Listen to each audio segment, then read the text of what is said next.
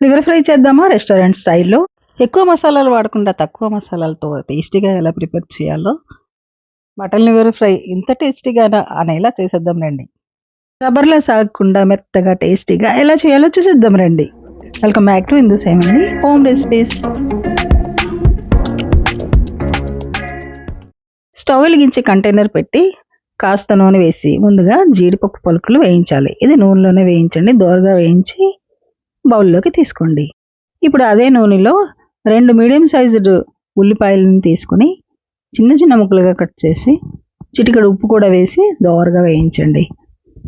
ఇందులో 10 నుండి 15 వరకు మిరియాలు తీసుకొని క్రష్ చేసి వేసేయండి.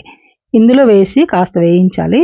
ఒక పెద్ద టొమాటో చిన్న చిన్న ముక్కలుగా కట్ చేసుకొని వేసుకొని మగ్గనివ్వాలి. ఒక పావు స్పూన్ పసుపు వేసి కలపండి. ఇప్పుడు మనం లివర్ని తీసుకొని కడిగి బాగా క్లీన్ చేసి పక్కన పెట్టాం కదా, దాన్ని ఇందులోనే వేస్తున్నాను. లివర్ ఎప్పుడు కూడాను తెచ్చిన తర్వాత ఎక్కువసేపు నిల్వ ఉంచకూడదండి. వెంటనే చేసే సో ఎక్కువసేపు నిల్వ ఉంచకుండా ఫ్రెష్గా కర్రీ చేసుకుంటే చాలా టేస్టీగా ఉంటుంది, రబ్బర్లా సాగదు.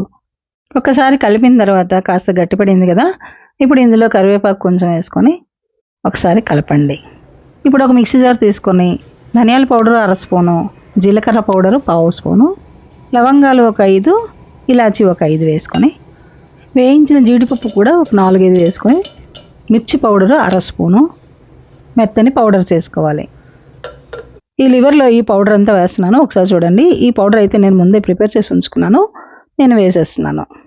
ధనియాలు జీలకర్ర పౌడర్ ఎందుకు వేసానంటే ఆల్రెడీ అవి రోస్ట్ చేసి మనం పౌడర్ చేసుకుంటాం కదా, కాబట్టి పౌడర్స్ యూజ్ చేయండి. ఇది కాస్త కలిపిన తర్వాత దీంట్లో కొంచెం నీళ్ళు వేయండి. టేస్ట్కి సరిపడా సాల్ట్ వేసుకోండి. ఒక్క పావు స్పూన్ వేస్తే సరిపోతుంది.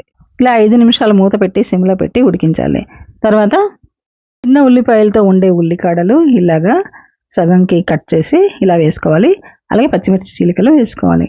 ఇలా వేసుకున్న తర్వాత ఆల్రెడీ మనం వేయించి పక్కన ఉంచినటువంటి జీడిపప్పు కూడా వేసేసి ఒకసారి బాగా కలిపి మూత పెట్టేసి సిమ్లో 5 నిమిషాల పాటు ఉడికించాలి. గుర్తుంచుకోవాల్సిన విషయాలు ఏంటంటే ఎక్కువసేపు ఉడికించకూడదు, ఎక్కువసేపు ఫ్రై చేయకూడదు. అల్లం వెల్లుల్లి పేస్ట్ లాస్ట్లో వేద్దాము, ఎందుకంటే ఈ కర్రీకి ఆ అల్లం వెల్లుల్లి పేస్ట్ కొంచెం వేస్తే సరిపోతుంది. ఆ ఫ్లేవర్ అనేది అలా ఉంటుందన్నమాట. మనం ఎక్కువ నీళ్ళు వేయలేదు కాబట్టి ఈ కర్రీ తొందరగానే దగ్గరికి వచ్చేస్తుంది. సో ఇలా దగ్గర పడిన తర్వాత సన్నగా తరిగినటువంటి కొత్తిమీరని వేసేసి కలిపి సర్వింగ్ బౌల్లోకి తీసుకోవాలి. ఇదంతా ప్రాసెస్ అంతా కూడాను లో టు మీడియం హీట్లోకి అడ్జస్ట్ చేసుకుంటూ చేసుకోవాలి. సో రెస్టారెంట్ స్టైల్లో మటన్ లివర్ ఫ్రైని ఎలా చేయాలో చూసారు కదా. సో ఇంకెందుకు లేటు, వెంటనే లైక్ చేసి సబ్స్క్రైబ్ చేసుకోండి.